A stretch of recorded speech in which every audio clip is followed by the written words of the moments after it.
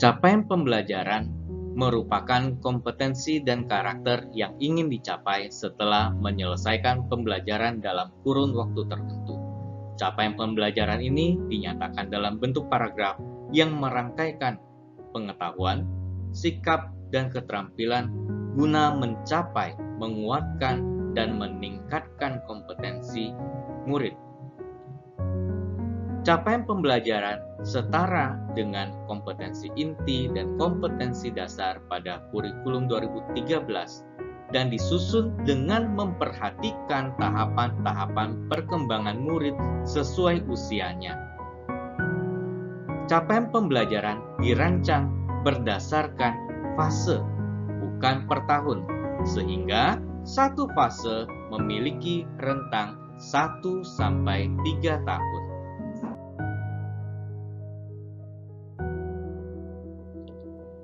Pembagian fase capaian pembelajaran diatur sebagai berikut.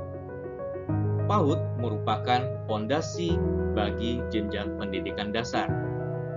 Pada jenjang SD terbagi menjadi 3 fase, yaitu fase A untuk kelas 1 dan 2, fase B untuk kelas 3 dan 4, fase C untuk kelas 5 dan 6. Pada jenjang SMP terdiri dari fase D yang diterapkan pada kelas 7 sampai 9. Sedangkan pada jenjang SMA terdiri dari fase E untuk kelas 10 dan fase F untuk kelas 11 dan 12. Capaian pembelajaran memuat 2 hal utama, yaitu kompetensi inti dan konten esensial.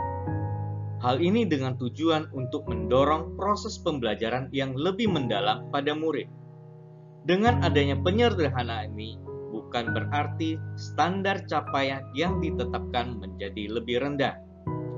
Dengan mengacu pada kompetensi dan konten esensial, guru memiliki ruang untuk mengembangkan kompetensi setiap anak, walaupun kompetensi awal setiap murid berbeda-beda, sehingga pembelajaran pun menjadi tidak seragam, karena berfokus pada mengembangkan kompetensi, bukan penuntasan konten.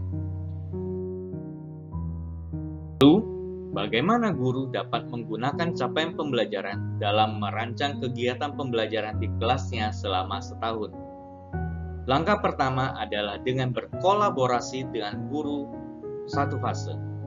Setelah itu, menurunkan capaian pembelajaran menjadi tujuan-tujuan pembelajaran dengan tingkat kesulitan materi yang berjenjang, sehingga membentuk satu alur. Langkah ketiga adalah mengembangkan tujuan pembelajaran yang sudah mencakup aspek sikap, pengetahuan, dan keterampilan beserta materi atau konten inti.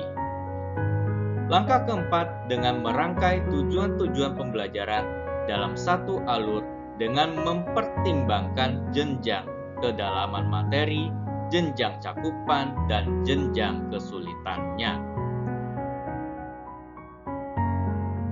Mari kita perhatikan contoh alur tujuan pembelajaran. Fase A dimulai dari kelas 1. Pada capaian pembelajaran ini kita menurunkan menjadi 7 tujuan pembelajaran, yang mana pembelajaran fase A ini akan berakhir pada jenjang kelas 2. Pada kelas 1 di sini terlihat ada 4 tujuan pembelajaran yang disampaikan, sedangkan di kelas 2 ada 3 tujuan pembelajaran.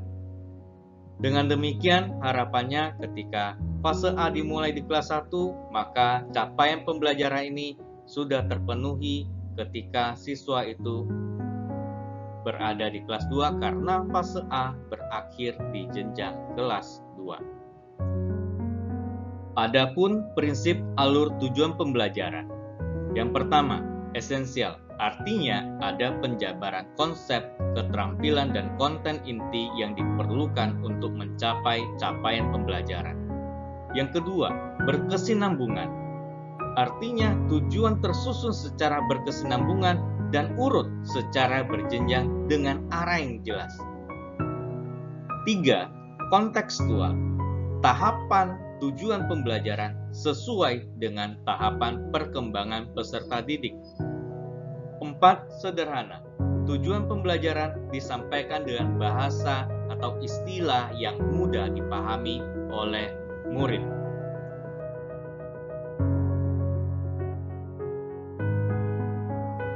Beberapa hal penting yang perlu dipertimbangkan saat menyusun alur tujuan pembelajaran. Yang pertama, kemampuan prasyarat. Perhatikan dengan baik kemampuan prasyarat yang perlu dipelajari oleh murid untuk menguasai kompetensi pada capaian pembelajaran. Yang kedua, cakupan dan keluasan tujuan pembelajaran. Apakah tujuan pembelajaran kita terlalu umum? Ada baiknya tujuan pembelajaran tidak terlalu umum. Pertimbangkan untuk memecah tujuan pembelajaran yang terlalu umum ke dalam beberapa tujuan pembelajaran. Ketiga, perhatikan keterkaitan antar tujuan pembelajaran. Apakah materi dalam sebuah tujuan pembelajaran sudah cukup didukung oleh materi lain dalam tujuan pembelajaran yang lain? Tentunya materi dan tujuan pembelajaran yang saling berkesinambungan. Setelah mengetahui dengan lebih rinci mengenai capaian pembelajaran, tujuan pembelajaran, dan alur tujuan pembelajaran, tentu yang berikutnya akan kita perhatikan adalah mengenai pengaturan waktu belajar. Ada 3 model pengaturan waktu belajar secara umum yang kita ketahui. Yang pertama adalah model blok, yang kedua adalah model kolaborasi, dan yang ketiga adalah model reguler. Satuan pendidikan dapat menentukan model struktur kurikulum yang sesuai dengan kondisi dan tujuan masing-masing satuan pendidikan. Mari kita bahas satu persatu model tersebut. Yang pertama, model blok. Model blok merupakan pembelajaran yang menggabungkan jam studi pada setiap tatap muka suatu mata pelajaran yang sebelumnya dilakukan setiap 1 minggu sekali, sehingga selesai menjadi 1 minggu penuh atau lebih, sehingga mata pelajaran tersebut selesai dengan tolok ukur materi dapat tersampaikan secara maksimal dan sesuai dengan capaian pembelajaran. Pembelajaran model blok dikelola dengan berbagai macam pengelompokan. Model berikutnya adalah model kolaborasi. Konsep-konsep dan keterampilan tertentu dari mata pelajaran diajarkan secara kolaboratif. Guru berkolaborasi sedemikian rupa untuk merencanakan, melaksanakan, dan melakukan asesmen untuk suatu pembelajaran yang terpadu. Contoh, konsep pengelolaan data dapat secara kolaboratif diajarkan oleh guru matematika dan IPA. Konsep ini bisa diajarkan di satu kegiatan dengan menggabungkan alokasi waktu kedua mata pelajaran atau diajarkan pada masing-masing mata pelajaran dengan penyelarasan aktivitas. Model ketiga adalah model reguler. Model reguler artinya setiap pelajaran dilakukan terpisah antara satu mata pelajaran dengan mata pelajaran lainnya. Tatap muka dilakukan secara reguler setiap minggu dengan jumlah jam tatap muka yang sesuai dengan yang sudah ditetapkan oleh masing-masing satuan pendidikan berdasarkan ketentuan minimal dari pemerintah.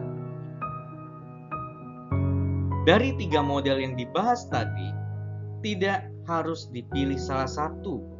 Bisa juga kita kombinasikan.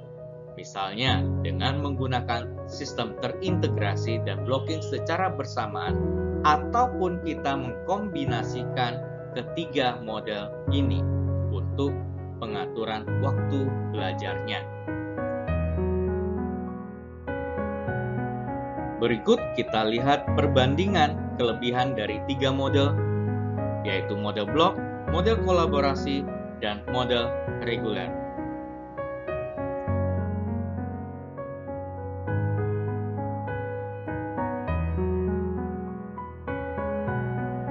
Dan ada beberapa hal yang perlu dipertimbangkan dalam memilih model belajar. Bisa dilihat pada tabel berikut.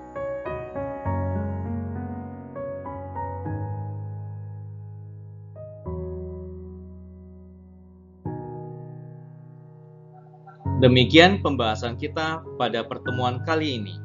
Sampai jumpa pada video berikutnya. Salam dan bahagia.